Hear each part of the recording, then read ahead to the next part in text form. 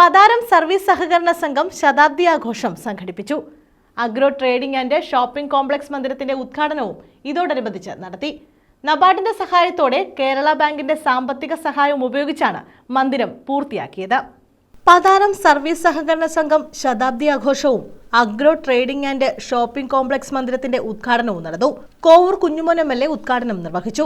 2023 കേരളത്തിലെ സഹകരണ പ്രസ്ഥാനങ്ങളുടെ വളർച്ചയ്ക്ക് വേണ്ടി ശ്രീ VN വാസവൻ ഒരു ഭേദഗതി കൊണ്ടുവന്നത്.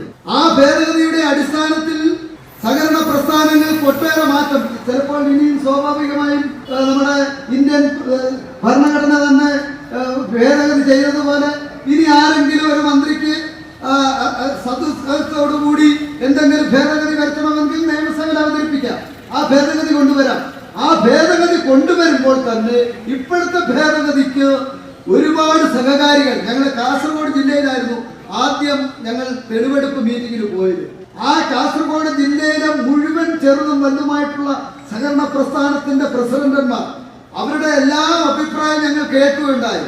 ആ അഭിപ്രായം കേട്ടതിനു ശേഷം പിറ്റേ ദിവസം കണ്ണൂർ ജില്ലയിൽ, അങ്ങനെ ഏറ്റവും അവസാനം തിരുവനന്തപുരം ജില്ലയിൽ വന്ന് സഹകാരികളുടെ മുഴുവൻ അഭിപ്രായങ്ങൾ കേട്ടു.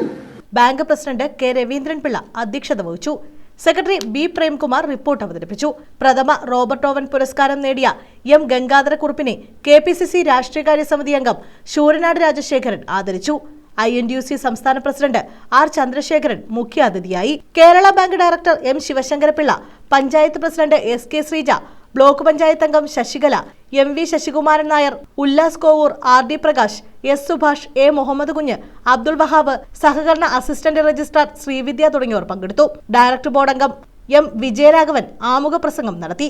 ബാങ്ക് പ്രസിഡന്റായിരുന്ന K. കൃഷ്ണൻകുട്ടി നായരുടെ ഫോട്ടോ അനാച്ഛാദനം ചെയ്തു.